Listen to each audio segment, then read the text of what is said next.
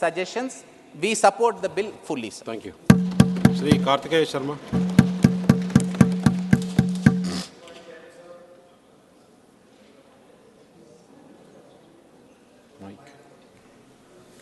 Thank you, Vice Chairman, sir, for allowing me to speak on this historic piece of legislation. I stand to speak in support of the bill. Sir, in the year 1834, the first Indian Law Commission was constituted under the chairmanship of Lord Macaulay, which gave birth to the Indian Penal Code in 1860. The Indian Evidence Act was enacted in the year 1872 with a view to consolidate the law relating to evidence. The Code of Criminal Procedure 1973 regulates the procedure for arrest, investigation, inquiry and trial of offences under the Indian Penal Code and under any other law governing criminal offences. So these key provisions, which form the basis of the justice delivery system in India, have been antiquated and are age-old. When the British came to India, the original and the only purpose was colonization of the mind, since they believed that if the mind was colonized, they will not lead long-standing armies to colonize the natives. According to the British historian Elizabeth Kolosky, the main idea was that the British felt that the natives and the colonials needed different set of laws under which they were governed, as they felt the natives was incapable of appreciating the rule of law and hence needed stringent laws to be governed. That explains the idea behind the criminal tribes and the Thuggy Acts, which were based on the concept of hereditary criminality, which the British believed was inherent in the natives. Present laws as they stand reeks of colonial hangover. Sir, it still reminds us of the times when the British were ruling us, and they continue to rule us through these acts, written by them for them. These acts were formulated at a time when the population of the country was about 20 crores, and the population today is 7 times as compared to that. The previous acts were designed to serve the Crown and its officers at the cost of the Indian society and resources. The acts were not only exploratory in nature, but far, far away from any kind of justice. It was a result of these inefficiencies that the criminal justice system ended up creating an atmosphere of distrust in the minds of the citizens, who remain largely apprehensive of finding any justice after suffering. So due to the changing nature of the society, its attributes, its elements, the laws have become obsolete and fall short in encompassing the overall picture of society and the needs of the prevailing system of the justice at large. A need was thus felt for a long time to overhaul this mechanism, make it more contemporary and inclusive of the existing constructs. So the new proposed laws reflect of the government's intention to align the legal system with the 21st century, emphasizing citizen-centric legal structures, digital transformation, and a focus on the justice rather than the punishment. So the context in which these acts have been introduced is very, very important. And while discussing these, we should not miss the wood for the trees. The intent is to create an ecosystem of justice delivery which is not procedural oriented but justice centric. Sir, I would like to quote a share from Dushyant Kumar, which sums up this entire scenario in a very good way to begin my speech. कैसे मंजर सामने आने लगे हैं, कैसे मंजर सामने आने लगे हैं, गाते गाते लोग चिल्लाने लगे हैं, अब तो इस तालाब का पानी बदल दो, ये कमल के फूल कुमलाने लगे हैं. Sir, many voices have been raised questioning the need for the significance of these bills. I want to substantiate my arguments as well as the need for a total reform of the justice delivery mechanism with a few data points. So at the district courts, almost 4.5 crore cases are pending in various district courts in India. About 1.2 crores are pending for more than 5 years. About 5 lakh cases are pending for more than 25 years. About 40% of these pendencies are due to the fact that either records are awaited or due to non-availability of counsel. If one finds that data worrisome, the pendency report of the high courts is even more worrisome. Almost 70 lakh cases are pending, of which 60% are pending for more than 5 years. The average time in which a decision is likely to be made in a subordinate court is nearly 6 years. 6 years, sir. Chandrayaan reached Chandrayaan 3 reached the moon in 40 days. And if your case moves to any other higher courts, 10 years is the average time to get justice. The average number of hearings, the turnaround time between the two hearings, and the caseload is extremely high. So is the cost of litigation as well as the man hours lost while attending these hearings. The two combined leads to a loss of at least rupees 1 lakh crores. Moreover, the High Court judges are severely under pressure. They just get on an average about 5 to 6 minutes to hear a case. Justice delayed is justice denied, sir. Sir, I would also briefly talk about the under trials. Sir, almost 78% of our 5.5 lakh prisoners are persons whose cases are being decided by the courts. This was about 55% in 1975. Today it's 78%. About 30% of these have been in prison for more than a year. For every 10 prisoners in India, only 2 have been convicted for a crime. With a yearly average conviction rate of about 40%, our justice system would have kept imprisoned over 3 lakh innocent people. We often read about reports wherein under trial have been kept in prison for periods longer than the punishment itself. People have been acquitted for their cases after spending decades in prisons. And not just this, sir. The fight for justice is almost often a fight with the justice delivery system. For the victims, it's even more agonizing. The high cost of litigation, frequent adjournments, complexity of laws, procedural overburden, dehumanizing ecosystem, multiple agencies, corruption, judicial fatigue, and whatnot. These remedies had become more painful than the disease itself. The path to justice is like a proverbial aag ka darya.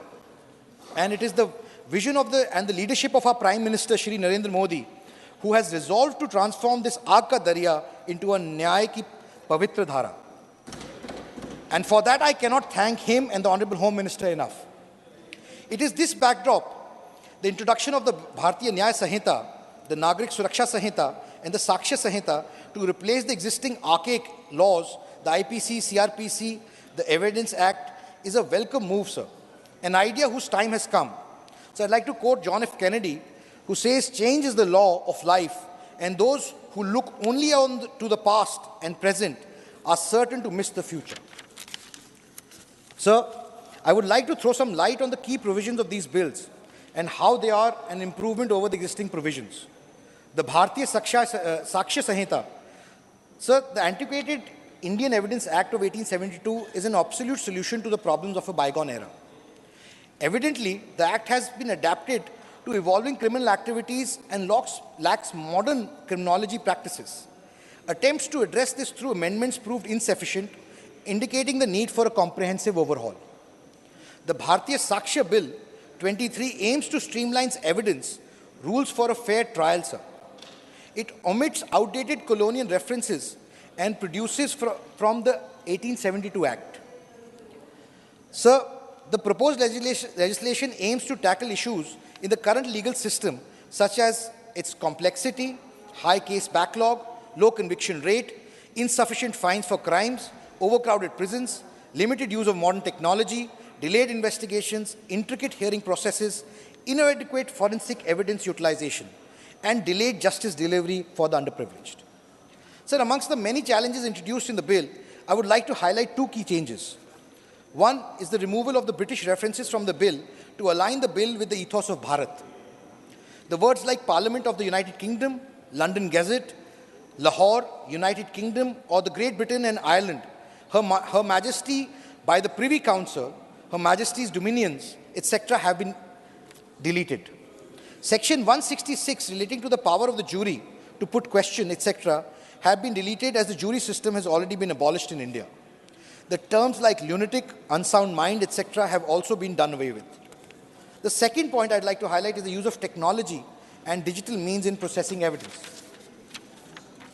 Sir, To conclude, your time is over. Sir, I will seek your guidance. I am the only independent representing the independents in the House, so I'll seek time to complete my speech, sir. Conclude. So, Bharatiya Nyaya Sanhita, the Bharatiya Nyaya Sanhita to replace the Indian Penal Code, sir. So, the age-old IPC, which is almost 150 years old, is plagued with a lot of shortcomings. Complex nature of this legal system, huge pendency of cases in the courts, low conviction rate, the amount of fine prescribed in the laws being very low, overcrowding of under-trials prisoners in prisons, very little use of modern technology in the legal systems, delay in investigations, complicated investigations and pending hearing processes, delayed justice due to inadequate use of forensic evidence. All these led to demand for a total reform of the justice delivery system, sir.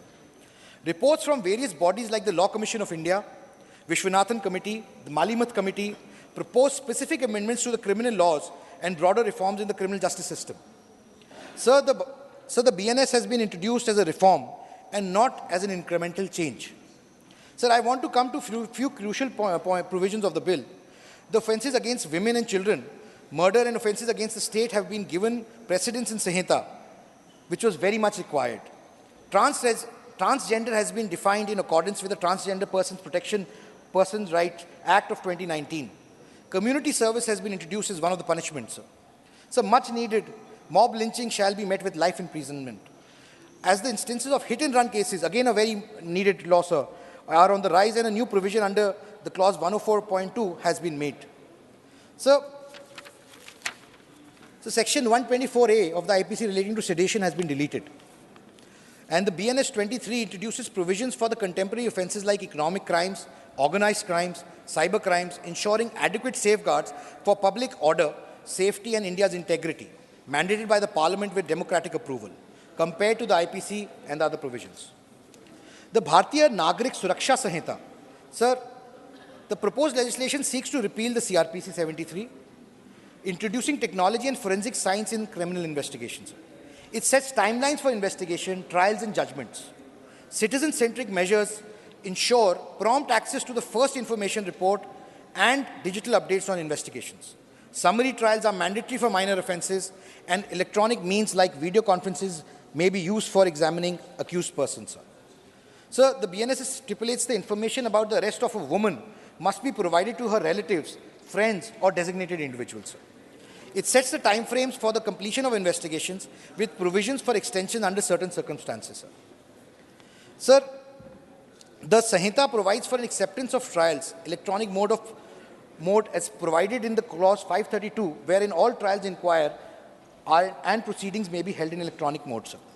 Sir, I'll be concluding very shortly, sir. Sir, as one enters the magnificent building of the Supreme Court of India, one is greeted by the following Sanskrit phrase inscribed on its logo, Yato dharmasto jay, literally translated, where there is dharma, there will be victory. This phrase occurs 11 times in the Mahabharata. This underlying idea conveyed is obviously the ultimate victory is that of dharma. Dharma should be preserved, and those who preserve and protect dharma shall be protected in return. Dharmo rakshit rakshat. India as a society and its various political, social, economic and constitutional bodies have always pivoted on being enablers of dharma. The three Sanhitas have been drafted with the intent of being Dharam Sangat as well as being Nyay Sangat. With the passing and implementation of these three truly Bharatiya codes, our criminal justice system shall truly transform from being victim-centric and justice-centric. I shall move ahead from one presently restricted to implementation of laws and becoming qualified with attributes of Bharatiya Nagarik Suraksha, Nyay, and it will lead to the way for the real Swaraj. For the first time in the last 75 years, the leadership of our Honorable Prime Minister has ensured that we move from India to Bharat and penal to Nyay.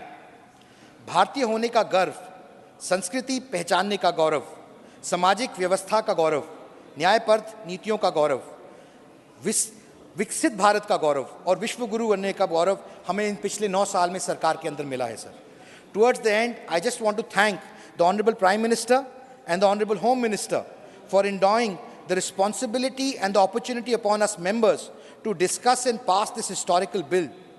Sir, it is rather sad that few of our colleagues who could have been participated positively in this debate chose not to. To them, I wish to tell a quote by Badr Bashir, नए दौर के नए ख्वाब हैं, नए मौसमों के गुलाब हैं, ये मोहब्बतों के चिराग हैं, इन्हें नफरतों की हवा ना दो. Thank you, sir.